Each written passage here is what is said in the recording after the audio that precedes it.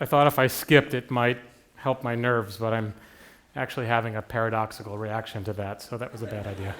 Anyway, so thank you for that introduction. I was really delighted to receive the invitation to present to you some of my music and some of my work as a composer, presumably because it appeals to my well-known and abundant narcissism.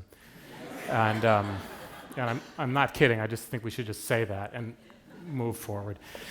But the thing is, a dilemma quickly arose, and that is that I'm really bored with music, and I'm really bored with the role of the composer.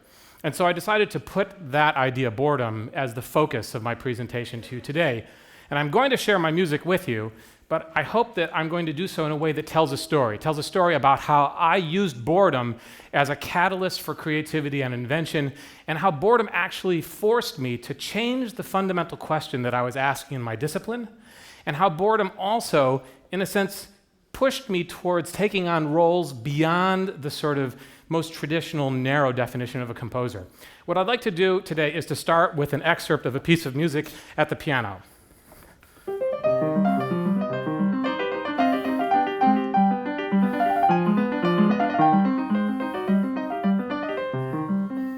Okay, I wrote that.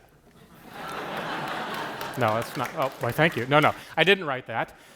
In fact, that was a piece by Beethoven, and so I was not functioning as a composer, just now I was functioning in the role of the interpreter, and there I am, interpreter. So, an interpreter of what? Of a piece of music, right? But we can ask the question, but is it music? And I say this rhetorically because, of course, by just about any standard, we would have to concede that this is, of course, a piece of music. But I put this here now because, just to set it in your brains for the moment, because we're going to return to this question. It's going to be a kind of a refrain as we go through the presentation. So here we have this piece of music by Beethoven. And my problem with it is it's boring. I mean,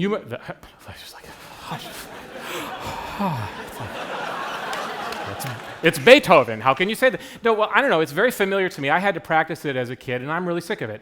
So what I might like to try to do is to change it, to transform it in some ways, to personalize it. So I might take the opening like this idea, and then I might substitute, and then I might improvise on that melody that goes forward from there.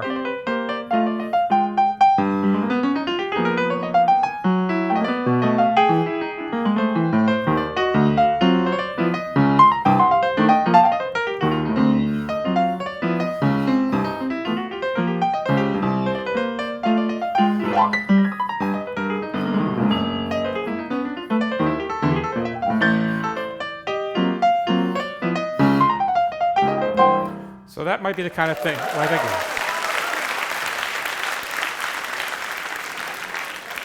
That would be the kind of thing that I would do, and it's not necessarily better than the Beethoven. In fact, I think it's not better than. The thing is, it's more interesting to me. It's less boring for me. I'm really leaning into me because I'm leaning into that one too, because I have to think about what decisions I'm going to make on the fly as that Beethoven text is running in time through my head, and I'm trying to figure out what kinds of transformations I'm going to make to it. So this is an engaging enterprise for me, and this is and I've really leaned into that first-person pronoun thing there. And now my face appears twice, so I think we can agree that this is a fundamentally solipsistic enterprise. But it's an engaging one, and it's interesting to me for a while, but then I get bored with it. And by it, I actually mean the piano, because it becomes this familiar instrument. Its timbre range is actually pretty compressed, at least when you play on the keyboard, and if you're not doing things like listening to it after you've lit it on fire or something like that, it gets a little bit boring. And so pretty soon I go through other instruments, they become familiar, and eventually I find myself designing and constructing my own instrument. And I brought one with me today, and I thought I would play a little bit on it for you so you can hear what it sounds like.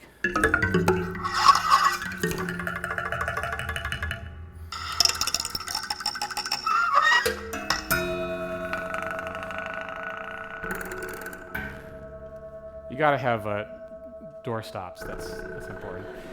I got combs. They're the only combs that I own. They're all mounted on my instruments.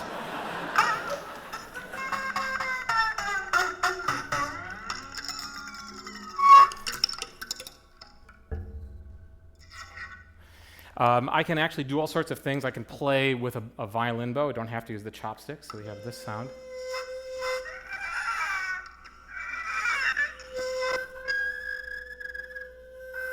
And with a bank of live electronics, I can change the sounds radically.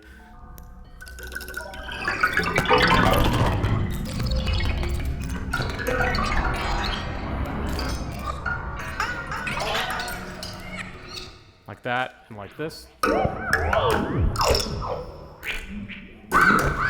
And so forth. So this gives you a little bit of an idea of the sound world of this instrument, which I think is quite interesting. And it puts me in the role of the inventor. And the nice thing about this instrument is called the Mouseketeer. And the cool thing about it is I'm the world's greatest Mouseketeer player. Okay? So in that regard, this is one of the privileges of being, and here's another role, the inventor.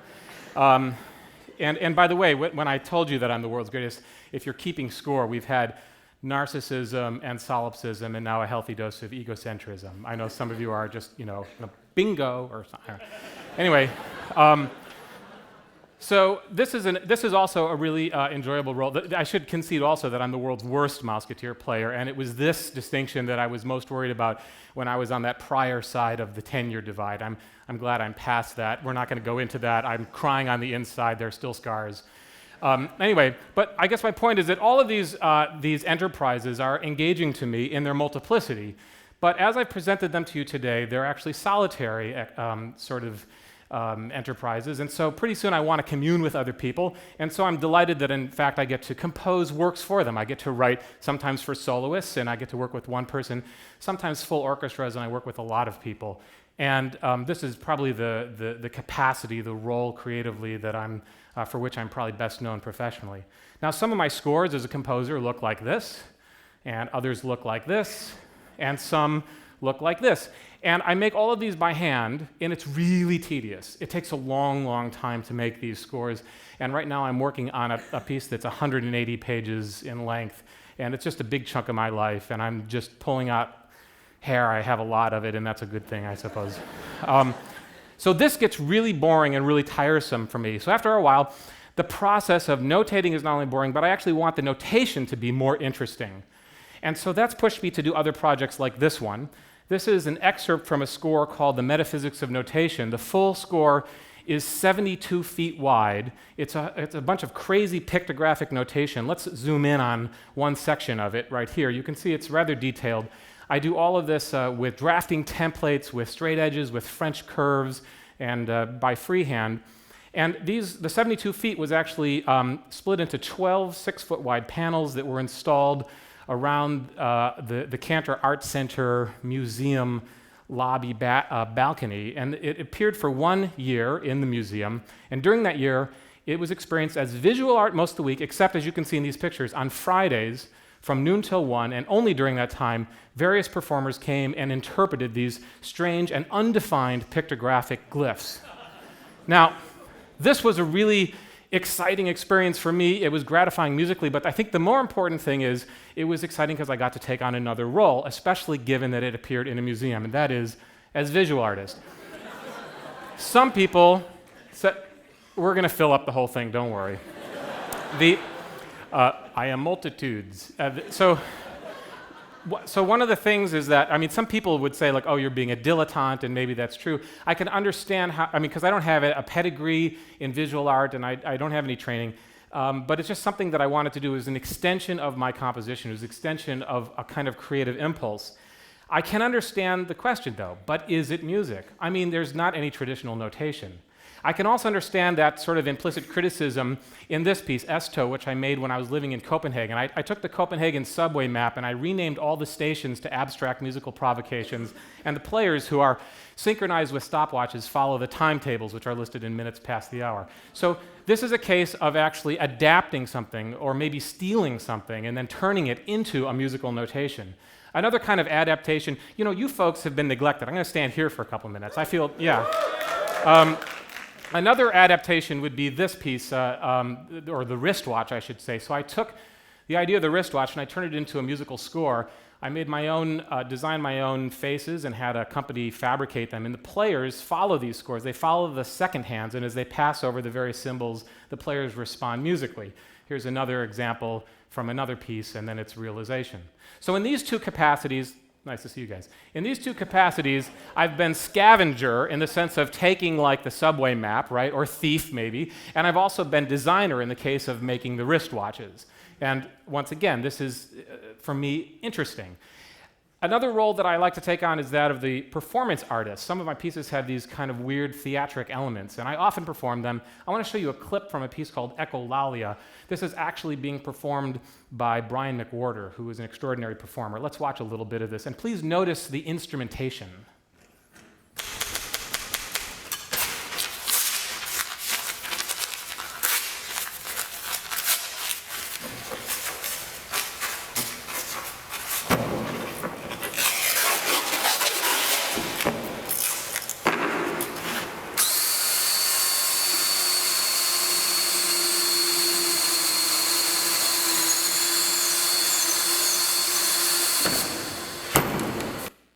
I hear you were laughing nervously because you too could hear that the drill was a little bit sharp. The intonation was a little questionable.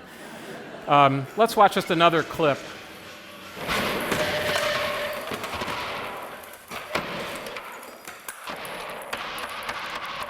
Yeah, okay, that's enough. You can see the mayhem continues, and there were no clarinets and trumpets and flutes and violins. Here's a piece that has an even more unusual, more peculiar instrumentation. This is Tlön for 3 conductors and no players. Let's watch this.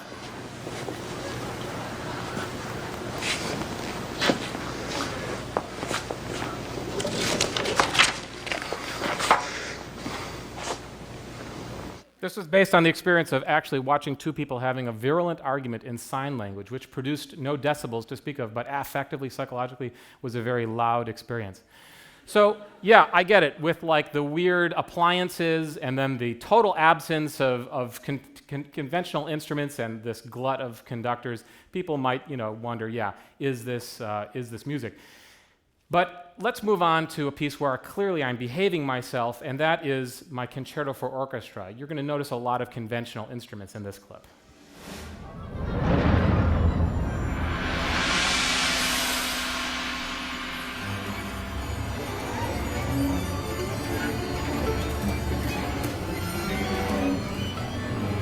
Are you bored? I'm a little bored.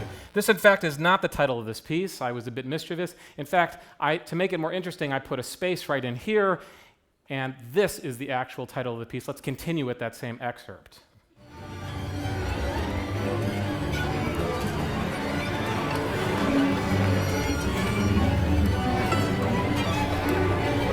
It's better with a florist, right?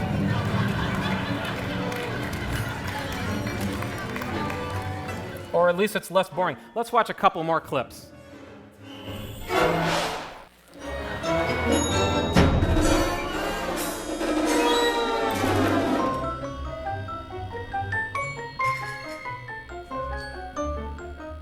Yeah, so with all these theatric elements, this pushes me in another role, and that would be possibly the dramaturge.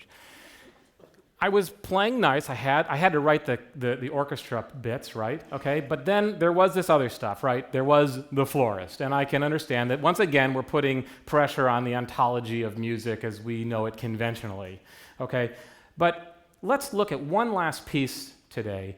I'm going to share with you. This is going to be a piece called Aphasia, and it's for hand gestures synchronized to sound.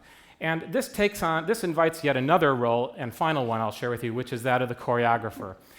And the score for the piece looks like this, and it instructs me, the performer, to make various hand gestures at very specific times, synchronized with an audio tape. And that audio tape is made up exclusively of vocal samples. I recorded an awesome singer, and I took the sound of his voice in my computer, and I warped it in countless ways to come up with the soundtrack that you're about to hear. And I'll perform just an excerpt of Aphasia for you here, okay?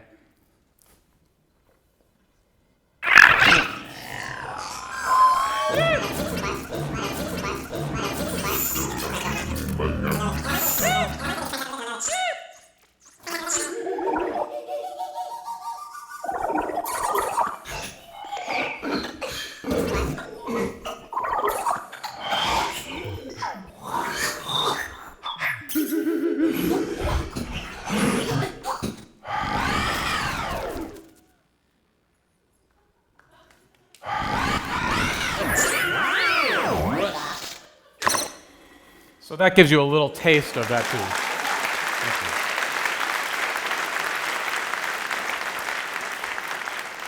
Thank you. Thank you. When this ovation dies down, I shall continue. Okay, so, yeah, okay. That's kind of weird stuff. Is it music? Here's how I want to conclude, folks. I've decided ultimately that this is the wrong question, that this is not the important question. The important question is it interesting? And I follow this question, not worrying about is it music, not worrying about the definition of the thing that I'm making. I allow my creativity to push me in directions that are simply interesting to me, and I don't worry about the likeness of the result to some notion, some paradigm of what music composition is supposed to be. And that has actually urged me, in a sense, to take on a whole bunch of different roles. And so what I want you to think about is, to what extent might you change the fundamental question in your discipline? And okay, I'm going to put one extra little footnote in here because, I realize I mentioned some psychological defects earlier, and we also along the way had a fair amount of obsessive behavior, and there was some delusional behavior and things like that. And here I think we could say that this is an argument for self-loathing and a kind of schizophrenia, at least in the popular use of the term, and I really mean dissociative identity disorder, okay? Anyway, despite those perils, I would urge you to think about the possibility that you might take on roles in your own work, whether they are neighboring or far-flung from your professional definition. And with that, I thank you very much.